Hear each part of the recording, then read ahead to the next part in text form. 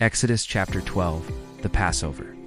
The Lord said to Moses and Aaron in Egypt, "To this month will be the very first month of the year for you. 3 Tell the whole community of Israel. On the 10th day of this month, each man must take a lamb or a young goat for his family, 1 animal per household. For a household may be too small to eat a whole animal. That household and the one next door can share 1 animal. Choose your animal based on the number of people and what each person can eat. 5 Your animal must be a 1-year-old male that has no defects. You may choose a lamb or a young goat. 6 Take care of it until the 14th day of this month. Then at dusk, all the assembled people from the community of Israel must slaughter their animals. 7 They must take some of the blood and put it on the sides and tops of the door frames of the houses where they will eat the animals. 8 The meat must be eaten that same night. It must be roasted over a fire and eaten with bitter herbs and unleavened bread. 9 Don't eat any of it raw or boiled, but roast the whole animal over a fire. 10 Don't leave any of it until morning. Anything left over in the morning must be burned up. 11 This is how you should be dressed when you eat it. With your belt on, your sandals on your feet, and your shepherd's staff in your hand, you must eat it in a hurry. It is the Lord's Passover. 12 On that same night I will go throughout Egypt and kill every firstborn male, both human and animal. I will severely punish all the gods of Egypt, because I am the Lord. 13 But the blood on your houses will be a sign for your protection. When I see the blood, I will pass over you. Nothing will touch or destroy you when I strike Egypt. 14 This day will be one for you to remember. This is a permanent law for generations to come. You will celebrate this day as a pilgrimage festival in the Lord's honor. 15 For 7 days you must eat unleavened bread. On the very first day, you must remove any yeast that you have in your houses. Whoever eats anything with yeast in it from the first day through the 7th day must be excluded from Israel. 16 You must have a holy assembly on the first day and another one on the 7th. You must not work on these days except to prepare your own meals. It's all you may do. 17 You must celebrate the festival of unleavened bread, because it was on this very day that I brought you out of Egypt in organized family groups. This is a permanent law for future generations. You must celebrate this day. 18 From the evening of the 14th day of the first month until the evening of the 21st day, you must eat unleavened bread. 19 There should be no yeast in your houses for 7 days. Whoever eats anything with yeast in it must be excluded from the community of Israel, whether he is an Israelite or not. 20 Eat nothing made with yeast.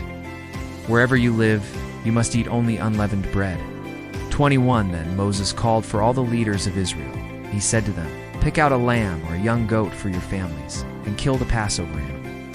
20 To take the branch of a hyssop plant, dip it in the blood which is in a bowl, and put some of the blood on the top and sides of the door frames of your houses. No one may leave the house until morning. 23 The Lord will go throughout Egypt to kill the Egyptians. When he sees the blood on the top and sides of the door frame, he will pass over that doorway, and he will not let the destroyer come into your home to kill you. 24 You must follow these instructions. They are a permanent law for you and your children. 25 When you enter the land that the Lord will give you as he promised, observe this ceremony. 26 When your children ask you what this ceremony means to you. 27 You must answer, "It's the Passover sacrifice in the Lord's honor. The Lord passed over the houses of the Israelites in Egypt and spared our homes when he killed the Egyptians." Then the people knelt, bowing with their faces touching the ground. 28 The Israelites did as the Lord had commanded Moses and Aaron. 29 At midnight the Lord killed every firstborn male in Egypt, from the firstborn son of Pharaoh, who ruled the land, to the firstborn son of the prisoner in jail. Also every firstborn animal. 30 Pharaoh, all his officials, and all the other Egyptians got up during the night. There was loud crying throughout Egypt, because in every house someone had died. Pharaoh allows the Israelites to leave Egypt. 31 Pharaoh called for Moses and Aaron during the night. He said, "You and the Israelites must leave my people at once. Go, worship the Lord as you asked." 32 Take your flocks and herds, too, as you asked. Just go and bless me, too. 33 The Egyptians begged the people to leave the country quickly. They said, "Soon we'll all be dead." 34 So the people picked up their bread dough before it had risen and carried it on their shoulders in bowls, wrapped up in their clothes. 35 The Israelites did what Moses had told them and asked the Egyptians for gold and silver jewelry and for clothes. 36 The Lord made the Egyptians generous to the people, and they gave them what they asked for. So the Israelites stripped Egypt of its wealth. The Israelites leave Egypt. 37 The Israelites left Ramesses to go to Sukkot. There were about 600,000 men on foot, plus all the women and children. 38 Many other people also went with them, along with large numbers of sheep, goats, and cattle. 39 With the dough they had brought from Egypt, they baked round flatbread. The dough hadn't risen because they'd been thrown out of Egypt and had no time to prepare food for the trip. 40 The Israelites had been living in Egypt for 430 years. 41 After exactly 430 years, all the Lord's people left Egypt in organized family groups. 42 That night, the Lord kept watch to take them out of Egypt. All Israelites in future generations must keep watch on this night. Since it is dedicated to the Lord, rules for the Passover. 43 The Lord said to Moses and Aaron, "These are the rules for the Passover. No foreigner may eat the Passover meal. 44 Any male slave you have bought may eat it after you have circumcised him. 45 No foreigner visiting you may eat it. No hired worker may eat it. 46 The meal must be eaten inside one house. Never take any of the meat outside the house. Never break any of the bones. 47 The whole community of Israel must celebrate the Passover.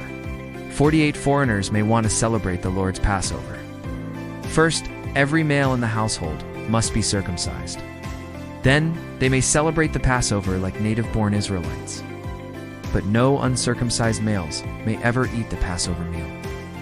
49 The same instructions apply to native-born Israelites as well as foreigners. 50 All the Israelites did as the Lord had commanded Moses and Aaron. 51 That very day the Lord brought all the Israelites out of Egypt in organized family groups. Key teachings from Exodus 12. 1. Deliverance comes through the blood. The lamb's blood was a sign of atonement and protection. Without the blood, no house was spared. This foreshadows Jesus, the Lamb of God. John 1:29. 2. Obedience is key to protection. Israel's safety depended on doing exactly as God instructed. Faith was shown through action applying the blood. 3. God keeps his promises precisely after 430 years to the exact day the Israelites left. God is never late, even after long delays. For God transfers wealth to his people. The Israelites left with silver, gold, and clothing from the Egyptians.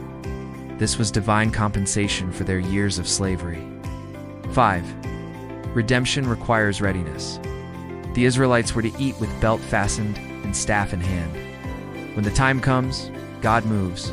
Suddenly be ready. Thanks for watching.